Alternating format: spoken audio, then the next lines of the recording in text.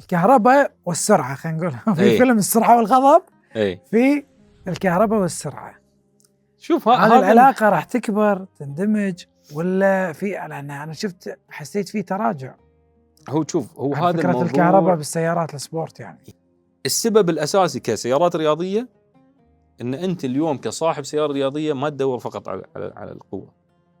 اكبر دليل على هالشيء شنو؟ لامبورجيني. انا لامبورجيني بالنسبه لي كسواقه، لما يعني فتره امتلكت اللامبورجيني كسواقه في اللفات وكذا، ما فيها اداء، ما فيها اداء. اي حد يجادلني في هالكلام ما يعرف شيء في السيارات، مع احترامي له. كلام وكيل ولا كلام لا زبون؟ كلام زبون. انا قبل ما اكون عندي الوكاله في 2000 كان عندي اللامبورجيني افنتادور اس في، بعد اس في اللي هي تعتبر خاصه للحلبات يعني. اوكي. لكن كنت استمتع فيها بشكل كبير. شوف ادائها باقل. شو اللي كان يعوضني عن الاداء في السواقه؟ الماكينه، صوت الماكينه 12 سلندر. عرفت هاي الشيء له يعني فعلا له متعه خاصه. اي لا الصوت غير، إيه؟ مال 12 سلندر غير يعني هذا هو. فانت اليوم تجيني تقول لي والله الماكينه الكهربائيه والسياره سبورت الكهربائيه فيها 2000 حصان.